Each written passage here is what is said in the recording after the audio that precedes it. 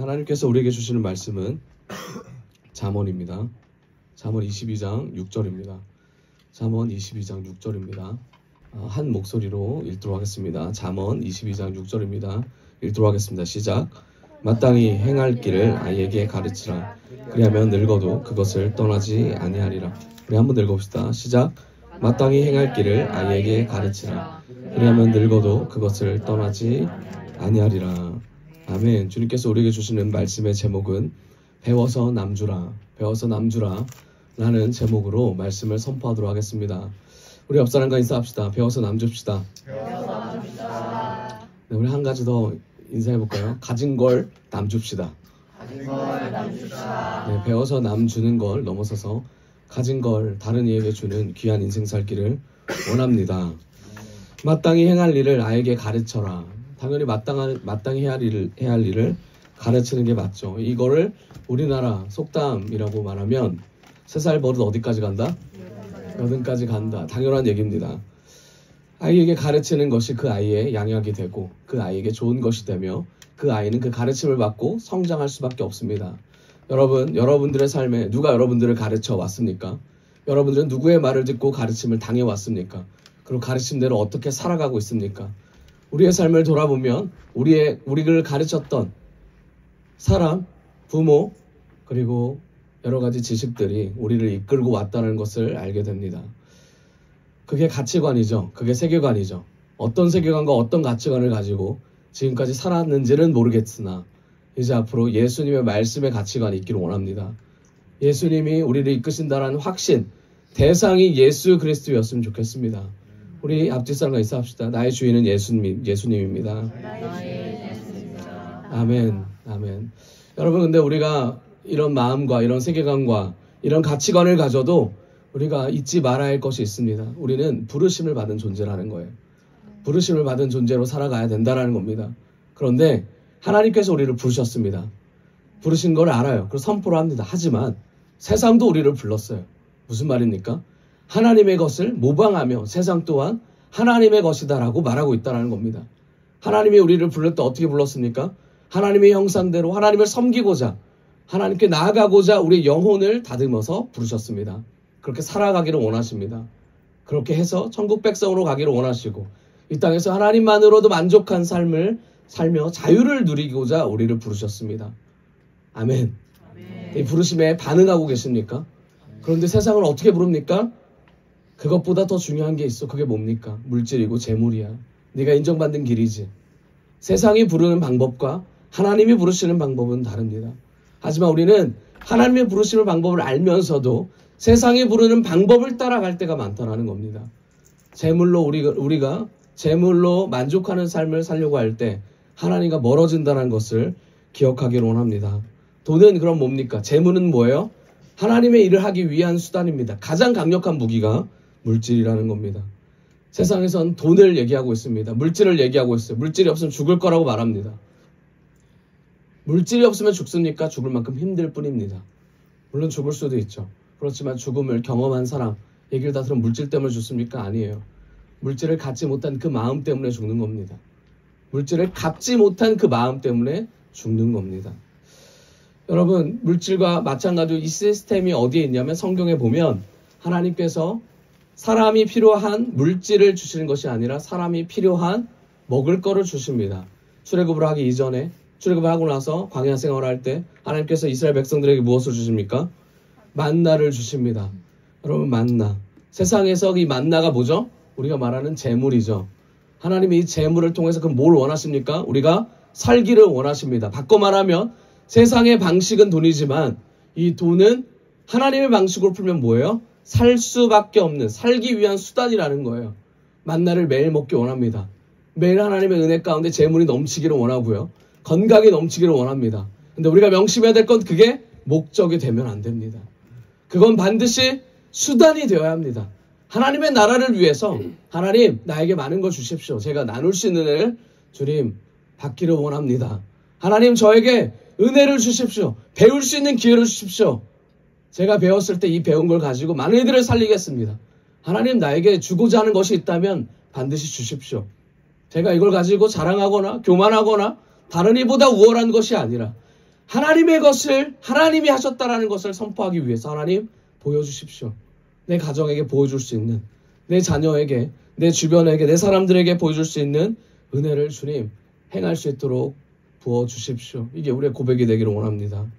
여러분, 하나님께서 만나를 주셨습니다. 이 만나는 하나님이 우리가 광야에서 살 수 있도록 하는 아주 귀한 음식이라는 거죠. 하나님의 은총이고 은혜입니다. 여러분, 그런데 인간의 마음은 어떻습니까? 이 만나를 집에 가져가서 쌓아놓고 싶어 하는 것이 인간의 마음이라는 거예요. 하나님이 만나를 가져가는 이들에게 뭐라고 하죠? 뭐라고 합니까? 집에 쌓아놓지 말라고 하죠. 왜 그래요? 내일 또 주겠다. 내일 또 주겠다. 그렇지 않으면 다 썩어 없어질 것이다. 말을 합니다.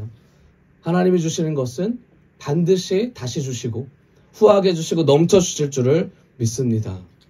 그 만나의 목적은 뭐죠? 재물의 목적은 뭡니까? 아까 말한 것처럼 하나님의 것을 이루는 데 있습니다. 만나의 목적은 먹고 앞으로 전진하는 데 있다라는 겁니다. 여러분, 수단이 무엇인지, 나의 수단이 무엇인지, 그리고 나의 목적이 무엇인지를 생각해보고 결단하는 2025년 우리가 되기를 원합니다. 2024년 일서 목사님을 통하여 교회에게 주신 메시지가 있었습니다. 네, 올바른 것을 가르치고 배우라라는 말씀이었어요. 여러분, 올바른 걸 가르치고 배움을 받았습니까? 여러분, 그렇다면 열매를 보이셔야죠. 예수 그리스도를 통하여, 말씀을 통하여 배웠다면 이 말씀이 우리의 삶에 나타나기를 원합니다.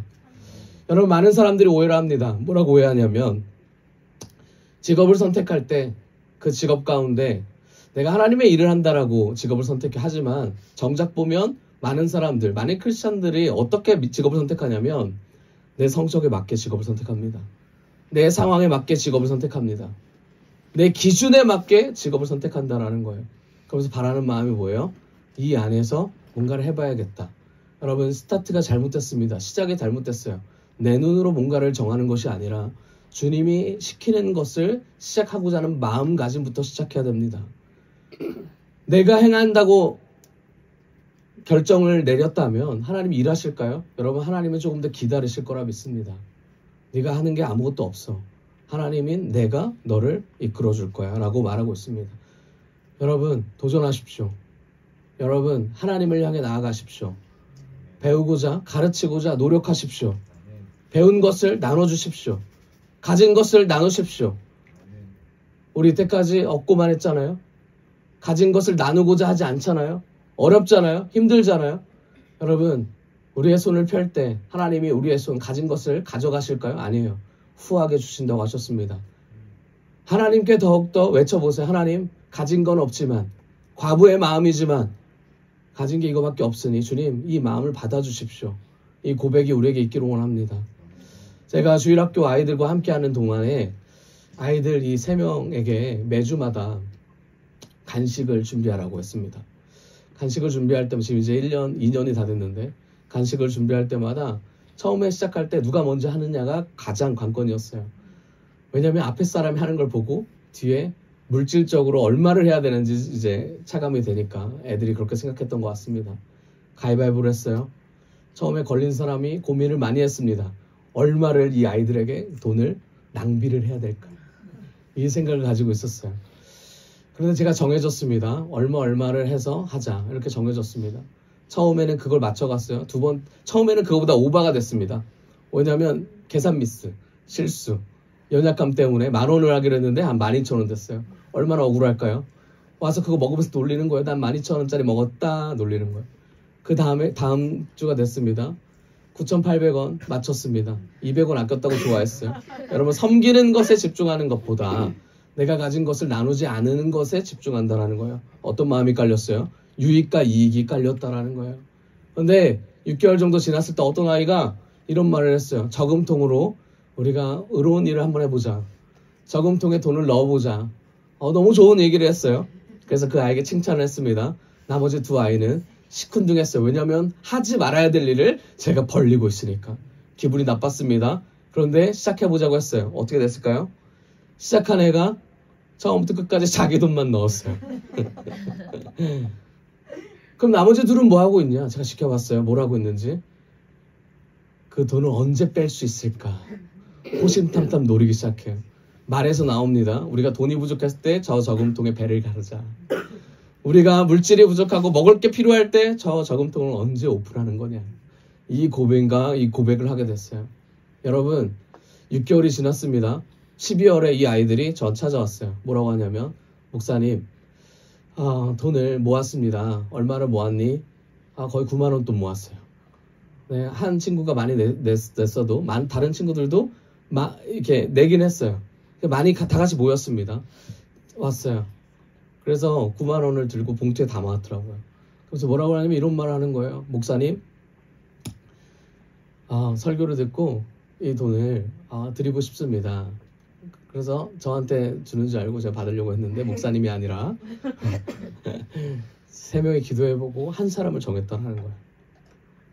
네, 그래서 제가 너무 기특한 거예요. 너무 감사한 거예요. 벌써 얼마나 됐어요? 6개월이라는 시간이 지났는데 이 아이들이 한 마음이 됐다는 거죠.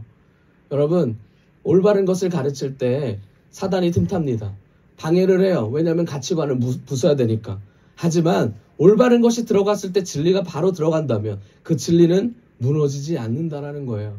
그 진리의 힘은 뭐예요? 나뿐만이 아니라 내 주변까지 살리는 능력이 있다라는 겁니다. 여러분, 예수님이 우리 안에 들어오신다면 반드시 예수 그리스도 인하여 나를 살리는 것뿐만 아니라 내 주변, 내 사람들, 내 사랑하는 사람들, 심지어 내가 미워하는 사람들까지 예수 향기가 전달될 수 있습니다. 우리가 그걸 믿는다면, 그게 생명을 믿는다면, 그게 최고의 가치라면 무슨 수를 써서라도 그 행동을 하려고 하지 않겠습니까? 여러분, 이 아이들이 가져온 그 돈으로 한 청년에게 물질을 섬겼습니다. 이 청년이 받았을 때, 그 물질을 받았을 때 마음이 어땠을까요? 저는 이렇게 생각해요. 하나님이 주셨다는 마음도 있겠지만 자기 삶을 돌아보지 않았을까요? 나는 정말 하나님 앞에 그렇게 썼을까? 나는 하나님께 그런 마음으로 나아갔을까? 나는 하나님 앞에서 올바른 물질관이 되어 있을까? 우리 모두에게 해당하는 말이에요. 제가 이 아이들에게 그 물질을 받았을 때 제 건 아니었지만 저도 그 마음으로 이 아이들을 생각했어요. 그리고 저도 돌아보게 됐습니다. 여러분, 우리가 물질을 받고 안 받고를 떠나서 우리는 물질을 받아서 생각하는 존재가 아니라 물질을 받지 않아도 하나님의 것을 생각하는 존재가 되기를 원합니다. 하나님께 무언가를 받지 않아도 하나님께 우리가 무언가를 주고자 하는 존재가 되기를 원합니다. 그게 하나님이 우리에게 바라시는 겁니다. 그럴 때 하나님이 많은 걸 채워주지 않겠습니까? 많은 걸 넘치게 주지 않겠습니까? 여러분, 우리가 해야 될 것은 하나님의 나라를 위해 달려가는 길이에요. 바울이 그 고백을 했잖아요. 표대를 향하여 달려갈 때 그 표대의 완성은, 그리스도인의 완성은 누가 시켜주시는 거예요? 하나님이 시켜주는 거예요. 내가 연약하고 부족합니다. 다리가 없어 뛰지를 못해요. 팔이 없어서 잡을 수가 없습니다. 주님이 와주시지 않겠습니까? 주님이 모든 걸 이루시지 않겠습니까? 그런데 우리는 그렇게 생각하지 않아요. 보이지 않는 주님을 어떻게 잡아? 다리가 없는데 어떻게 가? 네가 나를 들어서 가줘야지. 내가 실력이 안 되는데 어떻게 직장을 얻어? 내가 물질이 없는데 어떻게 섬겨? 여러분, 그래서 말하는 거예요, 세상이. 그래, 돈이 다야. 그래, 건강이 다지. 그래, 주님 없어. 다 허망한 거야. 여러분, 이런 말을 합니다. 여러분, 오늘 이 시간부로 무엇을 붙잡으실 겁니까? 가지지 않은 것을 붙잡으실 겁니까? 아니면 가진 것을 감사함으로 나누겠습니까?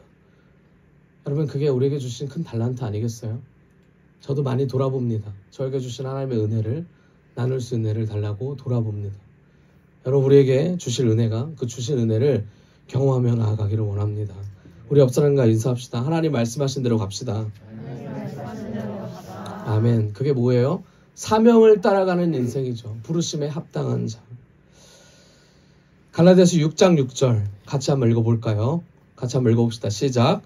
가르침을 받는 자는 말씀을 가르치는 자와 모든 좋은 것을 함께하라. 아멘. 아멘. 우리가 가르침을 받는 자입니다. 여러분, 가르침을 받는 자는 혼자서 이것을 행할 수 없습니다. 반드시 말씀을 가르치는 자에게 붙어 있어야 돼요.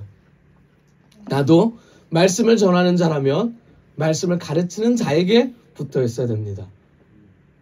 말씀을 가르치는 자라고 해서 말씀을 배우는 자들과 떨어져 나 혼자 가르치기만 한다면, 여러분, 내 꾀에 넘어지기 마련입니다. 나의 악함에 넘어지기 마련입니다.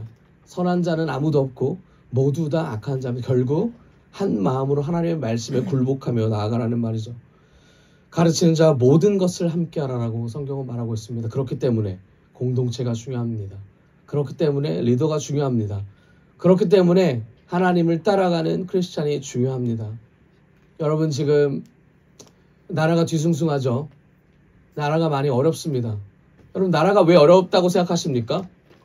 나라가 뭐가 문제길래 어렵다고 생각하십니까? 많은 일들이 있죠. 그렇죠? 요즘 탄핵을 하냐 마냐. 여러분, 이번 정권에 탄핵 몇 번 됐는 줄 아세요? 23번째입니다. 이제 23번째 될 텐데. 여러분, 탄핵이 23번째 됐어요. 여러분, 상식적으로 생각해 보세요. 이번 정권이 드러나기 전에 우리나라 민주주의로 세워지고 나서의 정권까지 총 몇 명이 탄핵됐을까요? 아십니까? 14명이에요. 총 14명. 이번 정권이 들어오고 나서 이번 정권에만 23명입니다. 말이 됩니까? 아니라는 거예요. 여러분, 그럼 이건 무슨 싸움이냐? 무슨 싸움이냐? 참 어려운 말입니다. 제가 탄핵을 찬성하고 반대하고 싸움을 하냐 마냐의 문제가 아니에요. 여러분, 우리가 그리스도인이라면 어떻게 세상이 돌아가고 이 가운데 하나님의 나라가 어떻게 세워지고 있는지를 우리가 분별할 줄 알아야 되는 거죠. 여러분, 이 탄핵을 하고 말고 문제가 왜 그러면 이 정권에 탄핵을 시키려고 하는가? 왜 이 정권에 계속 대통령을 끌어내려서까지 뭔가를 만들려고 하는가? 이 눈을 좀 봤으면 좋겠습니다. 여러분, 이게 우리의 영적인 상태랑도 연결됐다고 저는 봐요. 여러분, 세상은 점점 악해진다고 했습니다. 그리고 하나님은 하나님의 사람을 통해서 하나님의 나라를 세운다고 말했습니다. 그리고 그 나라를 하나님의 사람들로 세우려고 하는데, 지금 영적으로 봤을 때 대한민국이 정말 많은 크리스찬들을 배양했고 그리고 선교사들을 배출했습니다. 하지만 이제 어떻게 됐어요? 우리나라가 선교지로 바뀌었습니다. 여러분, 이 상황에서 많은 불씨들이, 지금 이제 전쟁이죠. 많은 꺼져가는 불씨들이 다시 활활 타오르려고 하고 있는 이때에 크리스찬들이 일어나려고 하는 이때에, 우리 10월 27일 날 갔잖아요. 이때에 어떤 일이 일어나겠어요? 사단은 이 불씨마저 짓밟으려고 할 겁니다. 이 불씨가 살아나는 것을 더 이상 용납하지 않을 겁니다. 저는 이게 마지막 전쟁의 마지막 선이라고 생각해요. 여러분, 그럼 우리는 어떻게 해야 됩니까? 여러분, 깨어 기도해야죠. 말씀을 가지고 선포해야죠.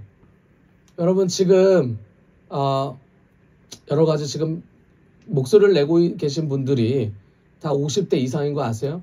20, 30대는 없습니다. 여러분, 이 나라는 50대 이후에 20년 이후에 정말 어떻게 될지 몰라요. 여러분들이 여기 있는 청년들이 40대가 되고 50대가 되면 이 나라가 정말 어떻게 될지 모르겠습니다. 여러분, 우리가 마음으로 더 우리의 문제만 보는 것이 아니라 하나님의 나라가 어떻게 세워지는지에 더 관심 갖기를 원합니다. 아멘. 갈라디아서 6장 7절입니다.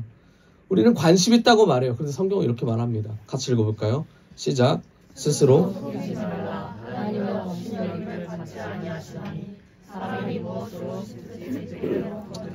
스스로 속이지 말라. 하나님은 업신여기를 받지 아니하신다라고 말하고 있습니다. 여러분, 2024년에 우리가 열심히 하나님께 나아갔습니다. 2025년 그보다 더 하나님 앞에 굴복하고 순종하는 인생 살기 원합니다. 왜 그래요? 내가 잘 먹고 잘 살기 위해, 잘 되기 위해 아니에요. 하나님은 우리의 마음을 꿰뚫기 때문입니다. 하나님은 우리를 자녀 삼으려고 하시기 때문이에요. 업신여김을 받지 아니하시려고 하나님께서 우리에게 항상 우리에게 자리를 만들어주세요. 정말 네가 나를 선택할 거냐? 아니면 너를 선택할 거냐? 여러분, 하나님이 자리를 만들어주셨고 하나님이 이끄실 때 우리는 주님을 선택하기를 원합니다. 사람이 무엇을 심든지 그대로 거둔다라고 말하고 있습니다. 우리의 열매를 돌아봅시다. 우리가 무엇을 심었습니까? 예수를 심었습니까? 그럼 예수의 열매가 나와야 되지 않겠어요? 우리가 물질을 심었습니까? 물질이 나와야 되잖아요. 근데 그게 망하는 지름길이라는 거예요. 여러분, 건강을 심고 우리의 세계관을 심고 그게 아니에요. 말씀을 심었을 때 말씀이 나올 줄 믿습니다. 우리 열매를 보며 하나님께 나아갔으면 좋겠습니다. 스스로 속이지 맙시다. 스스로 속지 맙시다. 그것은 내가 하나님께 나아가지 못하는 것뿐만 아니라 하나님 자체를 업신여기는 행위라는 거예요. 열매를 돌아보는 우리가 되기를 원합니다. 갈라디아서 6장 8절 같이 읽어볼게요. 시작. 자기의 육체를 위하여 심는 자는 육체로부터 썩어질 것을 거두고 성령을 위하여 심는 자는 성령으로부터 영생을 거두리라. 아멘. 육체를 위하여 심으면 육체로부터, 성령을 위하여 심으면 성령으로부터, 시작과 끝이 다르다라는 겁니다.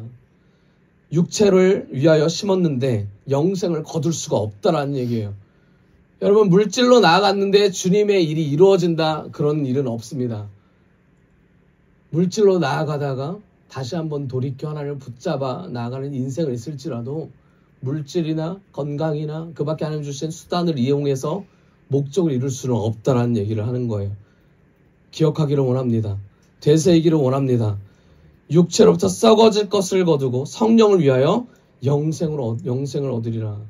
성령으로부터 영생을 얻는다고 되어 있습니다. 여러분, 그러면 우리는 질문을 던져야 되죠. 무엇을 배워야 할까? 많은 얘기를 했습니다. 그럼 우리 구체적으로 2025년 나는 무엇을 배워야 할까? 그래야 뭔가를 나눠줄 수 있지 않겠습니까? 자, 무엇을 배워야 되면 첫 번째로 마땅히 행할 길이 있다는 것을 배워야 합니다. 마땅히 행할 길이 있어야 합니다. 22장 6절 마땅히 행할 길을 아이에게 가르치라. 그리하면 늙어서 그것을 떠나지 아니하리라. 마땅히 행할 길이 있습니다. 마땅히 행할 길은 뭐예요? 좀 더 쉽게 말하면 반드시 우리가 가야 될 길이 있다는 거예요. 반드시 가야 될 길이 있다는 것을 배우십시오. 반드시 가야 될 길이 있습니다. 그것이 어디예요? 천국이죠. 천국까지 가는 길은 좁은 길입니다. 그게 변하지 않는 진리라는 것입니다. 여러분, 우리는 상대적인 시대에 살아요. 상식이 맞지 않으면 없다라고 말합니다. 보이지 않고 만져지지 않으면 존재하지 않다 그래요. 여러분, 크리스찬들, 교회에 있는 크리스찬들, 지성인들을 생각해 보세요. 지성인이라고 말하는 사람들, 진화론을 믿는 사람들이 있습니다. 아예 관심 없는 사람이 있어요. 하나님이 창조하셨다는 걸 믿는 것보다 먼지가 터져가지고 우주가 됐다는 게 훨씬 낫다라고 믿는 사람이 있습니다. 둘 다 허구라고 믿는 사람도 있어요. 말도 안 된다고 믿는 사람도 있습니다. 보이는 것이 없으면 우리는 그 사람들은 가지 않습니다. 유익이 되지 않으면 얻지를 않아요. 더 이상 이 세대는 정도의 길을 가는 거, 정직한 거, 성실한 거, 이 단어는 중요하지 않습니다. 어떻게 해서든지 한탕이에요. 어떻게 해서든지 돈 많은 게 형입니다. 돈 많은 게 아빠예요. 돈 많은 게 리더예요. 정말 그렇게 생각하세요? 돈이 많은 사람이 세상을 움직입니까? 돈이 많은 사람이 우리 가정을 움직입니까? 돈이 많은 사람이 내 인생을 움직입니까? 돈이 많아야 내 인생이 움직여집니까? 내 인생이 행복해집니까? 편안해집니까? 어느 정도는 일리가 있죠. 그렇지만 궁극적인 이유가 아니라는 거예요. 목적이 아니라는 거예요. 여러분, 속지 마십시오. 내 인생은 하나님이 주신 귀한 인생입니다. 나는 하나님의 자녀로서의 가치가 있어요. 나는 귀한 존재라는 거예요. 우리 모두 다 귀한 존재로 하나님이 주신 일을 감당하고 있습니다. 그런데 왜 우리는 세상에 속아서 귀를 닫고 눈을 멀어서 나를 학대하면서 내가 가지지 못한 것을 불평불만하고 내가 가진 것을 내놓아야 되는 이 상황에서 왜 우리는 은혜가 없다라고 소리를 지르고 사람을 비판하고 비평하면서 내 자신을 깎아내리고 있는지 모르겠습니다. 아니요, 정확히 말하면 예수 그리스도와 관계가 없는 인생을 살기 때문이죠. 여러분, 그렇기 때문에 우리는 배워야 될 것이 마땅히 가야 될 길, 반드시 그 길이 있다는 사실을 알아야 됩니다. 여러분, 그게 어떤 길이에요? 변하지 않는 길, 사라지지 않는 길. 그게 말씀의 길이죠. 지혜의 길이죠. 진리의 길이죠. 하나님의 말씀은 영원합니다. 풀은 마르고 꽃은 시들지만 하나님의 말씀은 영원합니다. 아멘. 이사야 40장 6절입니다. 다시 같이 읽어봅시다. 시작. 한 음성이 다시 들린다. 너는 외쳐라. 내가 무엇을 외쳐야 모든 인간을 충만하고 그 영광은 다 될 것 같아. 7절 시작. 여호와의 입김에 꽃이 시드니 참으로 사람은 풀에 지나지 않는구나. 여호와의 입김에.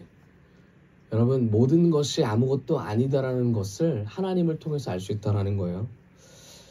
다음 절 8절 풀은 마르고 꽃은 시들어도 우리 하나님의 이 말씀은 영원히 존재한다. 믿으십니까?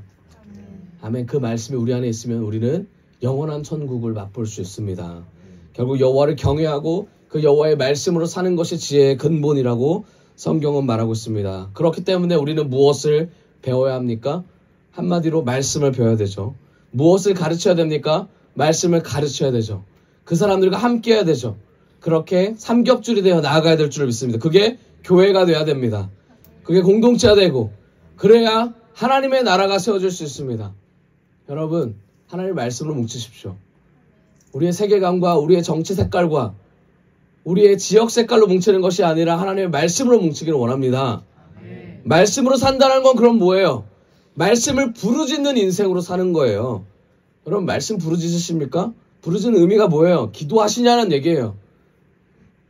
여러분, 하나님이 주어진 시간 가운데 부르짖을 시간 얼마나 계십니까? 하나님이 주어주신 이 말씀 가운데 얼마나 하나님 찾으십니까? 얼마나 하나님께 매달리시냐고요. 얼마나 하나님과 친해지기를 원하십니까? 간절하기를 원하십니까? 제가 봤을 때, 우리가 봤을 때 간절하다고 생각해요.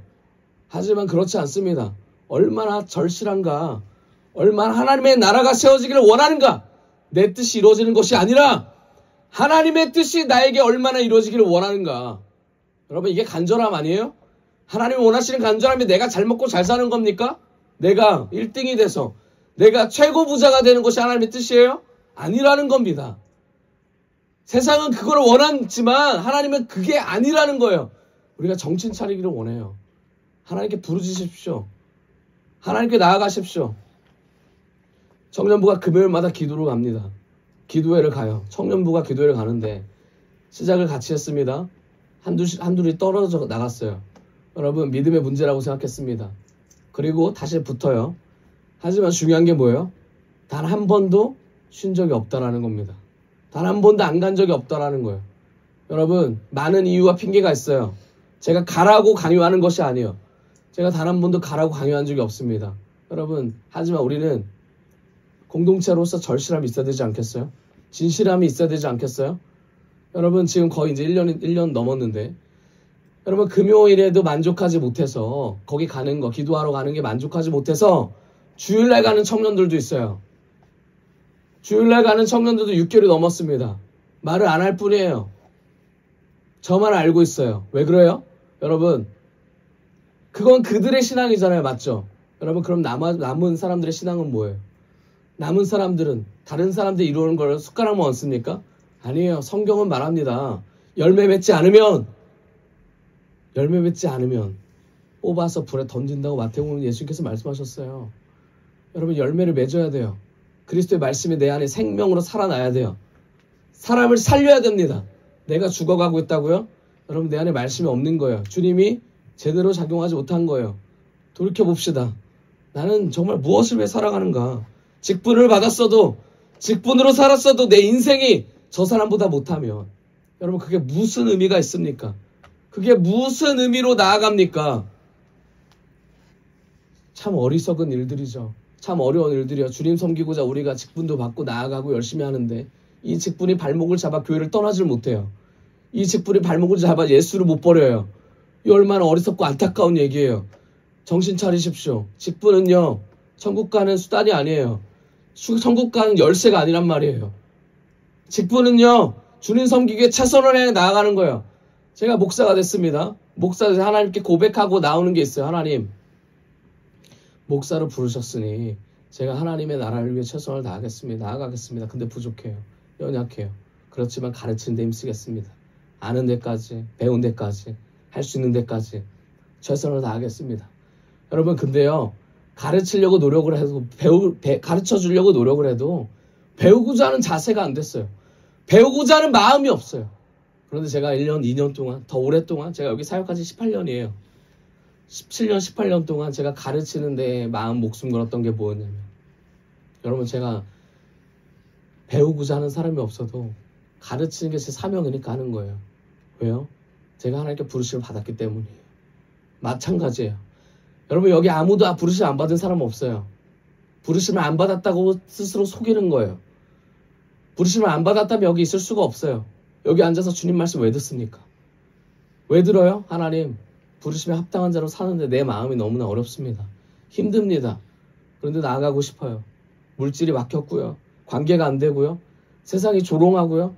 많은 애들이 예수 없다고 말하는데 제가 뭐라고 해야 될지를 모르겠습니다. 이 마음으로 앉아 계신 거 아니에요?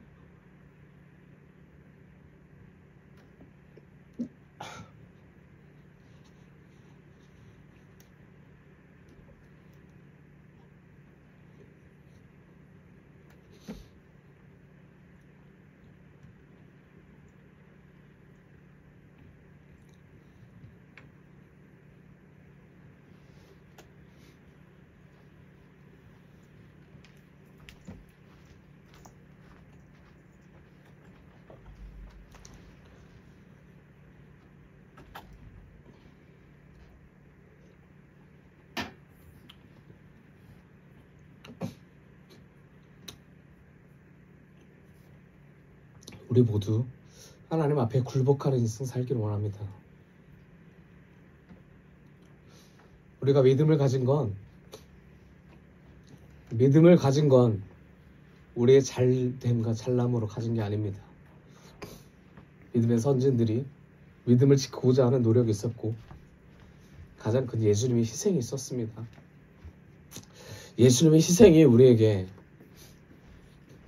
그리고 그 십자가의 도가 우리에게 임할 때 많은 이들은 잘못됐다고 말하겠지만 하지만 십자가의 도를 통해 우리의 삶이 변화될 줄을 믿습니다. 여러분 주님께서 우리에게 만나를 먹이시는 이유가 있습니다. 하나님의 은총을 부어주시는 이유가 있어요. 신명기 8장 2절입니다. 같이 한번 읽어봅시다. 시작. 내 하나님 여호와께서 이는 너를 낮추시며 너를 시험하사 네 마음이 어떠한지 지키지 않는지 알려 하심이라. 아멘. 여러분 우리는 광야에 삽니다. 하지만 하나님께서 그 가운데 만나를 주시는 이유는 우리를 낮추기 위함이고 우리의 마음을 시험하기 위함입니다. 가장 중요한 건 우리가 부르심에 합당한 자로서 명령을 지키는가, 하나님께 나아가는가, 이 얘기를 하고 있습니다. 우리에게 만나를 주신 가장 큰 원인은 8장 3절입니다. 만나를 내게 먹이신 것은 사람이 떡으로만 사는 것이 아니요 여호와 입에서 나오는 모든 말씀으로 사는 줄을 네가 알게 하려 하심이라. 아멘. 여러분 마음이 되게 중요하죠. 만나를 먹더라도 만나 이후의 삶, 하나님의 말씀이 중요합니다. 하나님께 은혜를 받으셨다면 그 이후의 삶, 하나님을 다시 한번 붙잡기를 원합니다. 광야는 미드바르입니다. 미드바르, 히브리어예요. 말씀은 다바르입니다. 우리는 반드시 미드바르, 이 광야를 다바르, 말씀으로 통과해야 합니다. 우리 옆 사람과 인사합시다. 광야는 말씀으로 통과하자. 말씀으로 통과한다는 것은 부르심으로 사는 것입니다. 우리가 두 번째로 배워야 될 것은 명예를 배워야 됩니다. 명예. 22장 1절 많은 재물보다 명예를 택할 것이요 은이나 금보다 은총을 더 택할 것이니라. 명예 좋은 일이다 라는 것은 뭐뭐답다 라는 말이죠. 명예라는 것은 명예는 뭐뭐답다. 목사의 명예는 뭐죠? 목사답다입니다. 저 사람 목사인데 비즈니스맨 같아. 이거는 목사의 명예가 아니라는 거예요. 저 사람 판사인데 정말 판사답다. 이게 그 판사의 명예라는 겁니다. 크리스찬은 뭐예요? 크리스찬답다죠. 돈 많은 크리스찬이 크리스찬답다가 아니라 어떤 모습에서도 크리스찬답다. 이름에 걸맞게 사는 것이 명예라는 겁니다. 세상에 주님께서 만들지 아니한 것이 아무것도 없습니다. 그 아름다운 것을 볼 수 있는 눈이 바로 크리스찬, 그리스도인답다입니다. 여러분 껍데기를 보는 것은 그리스도인답지 않습니다. 껍데기를 보는 것은 속물이라고 하죠. 세상 사람 다 압니다. 주님도 알고 있습니다. 속물은 뭐예요? 자기의 유익에 따라 움직이는 자들이죠. 그리고 그런 자들을 보는 사람들, 그런 자들이 원하는 사람, 그런 자가 괜찮다고 생각하는 사람을 속물이라고 봅니다. 여러분 내 주변에 속물이 많습니까? 아니면 그렇지 않은 사람이 많습니까? 나눠주려고 하는 사람이 많습니까? 아니면 속물들이 많습니까? 유익하는 사람이 많아요? 유익을 원하는 사람이 많아요? 아니면 나눠주기를 원하는 사람이 많아요? 돌이켜보세요. 제가 예전에 방송에서 이런 말을 들었어요. 차인표 씨가 나와서 이런 말 하더라고요. 제가 술을 먹다가 끊었습니다. 근데 끊으니까 끊을 수가 없더라고요. 그래서 물어봤어요. 사회자가 왜 그렇습니까? 제 주변에 술 친구들이 너무 많아서 그래요. 그래서 차인표 씨가 이런 말을 해요. 그래서 제가 결단했어요. 친구를 다 정리하기로. 정리하니까 외롭더라고요. 다시 결단했습니다. 술 먹지 않은 친구로 메꾸기로. 그래서 주변에 술 먹지 않은 친구들을 메꿨다라는 거예요. 그런 친구는 어디서 옵니까? 교회 가보십시오. 여러분, 저는 이 말이 사실이라고 생각해요. 여러분, 내 주변에 누가 있는지에 따라 내가 결정되는 게 아니라 내가 누군지에 따라 주변이 결정되는 거예요. 여러분, 그리스도인이세요? 하나님을 선포하세요? 그러면 하나님의 말씀을 듣고자 하는 사람이 주변에 모이겠죠. 그 말씀의 은혜를 나누고 같이 공감하며 눈물로 나아가는 사람이 많다면 여러분, 하나님의 길을 가고 계시는 분이에요. 크리스찬이라는 거예요. 아름답게 만들어진 자가 아름답게 사용된다는 거예요. 그 가운데 영적인 터치가 있습니다. 영적인 사람을 통해 영적인 터치가 반드시 존재합니다. 그게 바로 이 세상을 만든 주님의 세계 안에 이루어지는 귀한 메커니즘이에요. 내가 술 먹는 사람, 내가 담배 피우는 사람, 내가 하나님의 말씀이 없다라고 하는 사람 안에서 복음을 전할 수 있는 거는 정말 어려운 일이에요. 정말 어려운 일이라고요. 내가 매맞는 현장에 가서 예수 그리스도를 외치는 것만큼 어려운 거예요. 그럼 내 안에 예수 그리스도가 충만해지려면 힘을 기르세요. 말씀을 기르세요. 이 말씀이 내 삶의 동력이 되게 하세요. 무슨 수를 써서라도 모든 시작과 끝이 예수의 말씀, 성경, 살아있는 하나님의 말씀이 되고자 선포하세요. 그럴 때 우리가 하나님을 높일 수 있습니다. 여러분, 아무리 바빠도 하늘을 보며 감사하는 기도 놓치지 마세요. 하늘을 보며 아름다운 석양을 보며 하나님을 외치세요. 하나님이 만드셨군요. 아무리 바빠도 이 세상의 주인에게 하나님이 일을 하셨다라는 것에 올리는 그 행위를 멈추지 마세요. 우리는 무엇을 배워야 됩니까? 결국 하나님이 하신 거를 하나님께 올리는 것을 배워야 돼요. 하나님이 전부이십니다. 하나님이 답니다. 모든 명예를 하나님께 올려야 돼요. 하나님 자녀다운 자가 되어야 될 줄을 믿습니다. 세 번째로 무엇을 배워야 되죠? 은총을 배워야 돼요. 은총. 우리가 방금 읽었던 말씀이죠. 은총이 뭡니까? 은총은 하나님의 부르심이에요. 자격 없는 나에게 하나님이 그대로 나에게 오신 거예요. 그게 뭐예요? 위로부터 온 거죠. 은총은 그런 거예요. 위로부터 온 거. 내가 한 게 아니에요. 주님이 나를 선택한 거예요. 여러분, 배울 게 이거예요. 주님이 나를 선택하셨다. 그래서 은총을 붙들어 살기를 원한다. 근데 여기서 놓치지 말아야 될 게 있습니다. 내가 지금 은총을 받았으니까 나가서 열심히 삽니까? 아니에요. 하나님의 은총은 반드시 타이밍이 있습니다. 타이밍이 있어요. 전도서 3장 11절 같이 읽어봅시다. 시작. 하나님이 모든 것을 지으시되 때를 따라 아름답게 하셨고 또 사람들에게 영혼을 사모하는 마음을 주셨느니라. 그런 하나님이 하시는 일의 시종을 사람으로 측량할 수 없게 하셨도다. 아멘. 하나님이 모든 것을 지으셨습니다. 믿으시죠? 아름답게 지으셨습니다. 믿으시죠?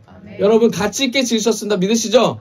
그런데 때를 따라 아름답게 하셨대요. 하나님의 타임을 얘기하는 거예요. 여러분들 가장 아름다운 시절이 언제예요? 인생을 살면서? 언제입니까? 지금이에요? 지금이지 않을 수가 있어요. 보이는 모습은 지금이라고 하지만 보이지 않는 마음은 하나님을 섬기고 하나님께 굴복하는 그때가 가장 아름다운 때라는 거예요. 하나님이 일하실 때 40대가 될 수도 있고요. 50대가 될 수도 있고 하나님 앞에 그때는 언제인지 모르겠지만 그게 하나님의 타이밍이라는 거예요. 때를 따라 아름답게 말씀하셨는데 우리는 때를 몰라요. 그렇기 때문에 우리는 하나님의 말씀을 들으며 준비를 해야 됩니다. 그래서 그분의 은총을 가지고 나를 선택하신 하나님을 찬양하며 주어진 자리에서 최선을 다해 최고가 돼야 돼요. 내가 직장에서 최고가 돼야 되고요. 내가 사람들 앞에서 그리스도를 전하기에 최선을 다하는 자가 돼야 돼요. 여러분, 그런 자가 하나님께서 하나님의 타이밍에 하나님의 뜻대로 사용받을 수 있는 자가 된다는 거예요. 근데 우리는 하나님이 나를 언젠간 부르겠지. 내일 하면서 하나님 있다가 여러분, 그렇지 않습니다. 베드로 어떻게 불렀어요? 일을 하는데 열심히 하다 주님 만났어요. 열심히 하다 만났다니까요. 열심히 해봤더니 안 되는 거예요. 살아봤더니 고기를 못 잡는 거예요. 그러다가 주님 만났어요. 여러분, 삭개오는 어떻게 만났어요? 다른 사람들의 괴롭혀봤더니 마음이 그렇게 좋지가 않아요. 예수를 만났어요. 그리고 예수를 초대했다라는 거죠. 여러분, 세상 사람들은 그것이 타이밍이 아니라고 말해요. 어떻게 삭개오의 집에 예수님이 가셔? 세상은 말합니다. 근데 예수님 말씀하셨어요. 내가 오늘 너의 집에 유숙하겠다. 여러분, 그 예수님이 우리에게 오기를 원합니다. 예수님이 말씀하신 그 타이밍을 가지길 원해요. 그 타이밍은 언제 발현이 돼요? 영혼을 사랑하는 마음이 있을 때, 영혼을 위하여 나아갈 때 이게 나아갑니다. 여러분, 제가 허준호 씨의 고백을 한번 들은 적이 있는데, 허준호 씨가 이런 말 하는 거예요. 예수쟁이가 됐습니다, 저는.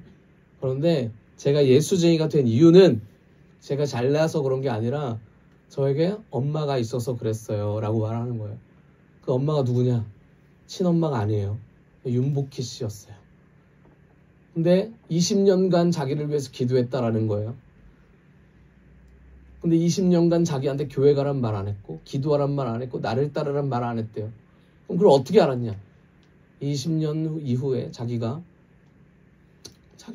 하나님을 만나고 나서, 자기가 만나고 나서 윤복희 씨의 글을 봤대요. 우연치 않게 글을 봤는데 그 글에 자기를 향한 기도 제목들과 기도 문구가 있었고, 맨 마지막에 이런 말이 있었다는 거. 하나님 감사합니다. 20년 동안 내가 이 아이를 위해서 기도를 했는데 하나님 이 마음을 주님 알아주셔서 감사합니다. 결국 이 아이가 하나님 앞에 돌이켰습니다. 무엇보다 가장 중요한 하나님을 아는 지식을 가진 것에 감사합니다라는 그 글을 보면서 말하면서 허준호 씨가 울더라고요. 여러분, 하나님의 타이밍은 언제일까? 가장 중요한 건 영혼을 살릴 때입니다. 가장 중요한 건 영혼을 살리고자 하는 마음일 때 하나님께서 준비시키시고 은혜를 입히실 걸 믿습니다. 마지막으로 우리가 배워야 될 거는 나눔을 배워야 됩니다. 반드시 주 안에서 나눔을 배워야 합니다. 잠언 22장 2절. 가난한 자와 부한 자가 함께 살거니와 그 모두를 지으신 이는 여호와이시니라. 아멘. 함께 산다. 히브리어로 서로 만난다라는 얘기입니다. 만남은 우연이 아니죠. 만남은 사명입니다. 만남은 부르심입니다. 여러분, 앞뒤 사람과 인도합시다. 당신을 만난 것이 하나님의 부르심입니다. 무슨 말이에요? 사람을 골라서 만나지 말라는 거예요. 사람을 골라서 만날 때 그것이 얼마나 하나님 앞에서 악한 건지 돌이켜봐야 됩니다. 하나님 앞에서 사람을 만날 때 그 사람을 통하여 변할 게 있으면 변하시고, 줄 게 있으면 주시고, 나눌 게 있으면 나누시고, 결국 뭐예요? 하나님의 명령 따라 사는 인생으로 나아간다는 거예요. 사도 바울을 예를 들었을 때 하나님의 부르심으로 나아갔던 자죠. 드로아에서 아시아 비두니아로 가려고 했을 때 마게도니아로 향하게 됩니다. 그리고 다 길이 막혔습니다. 환상 가운데 하나님 나를 이끌었다고 인정해요. 갔더니 누굴 만났어요? 루디아를 만났습니다. 자색 옷감주인 루디아를 만났어요. 그리고 빌립보 교회가 세워졌습니다. 그 사람을 통해 세워졌어요. 아무것도 없고 많은 이들이 따르지 않았던 바울의 인생 가운데 하나님의 명령에 순종하여 타이밍에 맞춰 영혼 구하려 갔더니 하나님께서 물질을 가진 자를 만나게 하셨고, 그 사람과 물질을 나눈 게 아니라 내게 있는 예수 그리스도를 나눴더니, 복음을 나눴더니, 말씀을 나눴더니 그 사람에 있었던 예수 그리스도가 나눠졌더라. 여러분, 이게 하나님이 주시는 은혜입니다. 은총이에요. 우리 안에 있는 예수를 나눠보십시오. 예수를 나누게 되면 여러분, 삶이 변하게 됩니다. 하나님 반드시 우리의 삶을 이끌게 됩니다. 여러분, 우리는 엄청나게 값진 사람들이에요. 값진 사람입니다. 그렇기 때문에 우리 안에 예수가 더 들어가고 나온다면 더 큰 값짐이 있겠죠. 여러분, 마지막으로 얼마 전에 비행기 사고가 있었어요. 많은 이들이 희생됐습니다. 정말 많은 답답함과 많은 슬픔의 그런 기간이죠. 여러분, 근데 비행기 사고가 났어요. 모든 사람들이 다 똑같은 보상을 받을까요? 제주항공에서는 2억 3천만 원씩 1인당 최소 준다고 하는데 2억 3천보다 더 많이 받겠죠? 여러분, 근데 이 계산을 어떻게 할까요? 이 계산을 어떻게 할까요? 사람의 목숨값을 어떻게 나눌까요? 어떻게 계산할까요? 이거는 국제적으로 호프만 계산법이라는 게 있어요. 이 사람이 몇 살이냐? 이 사람의 직업은 뭐냐? 이 사람이 건강한가? 그리고 돈은 얼마나 벌고 있고 자산은 어느 정도인가를 다 계산하는 게 호프만 계산법이에요. 이 계산으로 인해서 이 사람의 가치가 매겨져요. 죽을 때의 가치. 이 사람이 2억 3천만 원짜리인가 5억짜리인가 10억짜리인가 똑같은 비행기 똑같은 항선 지었어요. 여러분 세상의 기준은 돈으로 따진다 이거예요. 그 사람이 이루어진 업적으로 따진다는 거예요. 그런데 하나님의 말씀하신 예수 그리스도로 이끄는 삶은 뭐예요? 이런 계산법이 아니라는 거예요. 우리가 인생을 잘못 살아왔어도 지금 당장 예수 그리스도를 영접하는 자는 너는 나와 함께 낙원에 있으리라. 여러분 주님께서 말씀하신 내용이에요. 여러분 우리가 세상의 기준에 나아가는 것이 아니라 하나님의 부르심, 하나님의 기준으로 나아가기를 원합니다. 말씀의 결론을 맺겠습니다. 그럼 무엇을 배워서 무엇을 가르쳐야 됩니까? 마땅히 행할 길을 가르치기를 원합니다. 명예를 가져야 되고요. 은총을 배워야 되고요. 그리고 나눔을 배워야 될 줄을 믿습니다. 여러분 이것들이 여호와의 보시기에 합당한 것이며 겸손이고 경외한 자입니다. 이 겸손과 경외한 자는 반드시 하나님께서 주시고자 하는 게 있어요. 여러분 천국이잖아요. 그렇죠? 그런데 이 천국을 이 땅에서는 어떻게 하나님께서 주시고자 하는가? 천국을 풀이한 세 가지가 있어요. 말씀 마지막 같이 한번 읽어보죠. 같이 한번 읽어봅시다. 22장 4절 같이 한번 읽어봅시다. 시작. 겸손과 여호와를 경외함의 보상은 재물과 영광과 생명이니라. 여러분 비행기 탄 사람들의 보상은 돈이었어요. 그렇지만 여호와를 경외하는 자의 보상은 뭐라고요? 재물과 영광과 생명입니다. 할렐루야. 2025년 이 보상을 받기를 원해요. 재물과 영광과 생명을 받기를 원합니다. 아멘. 옆 사람과 마지막 인사합시다. 재물과 영광과 생명 받읍시다. 아멘. 할렐루야.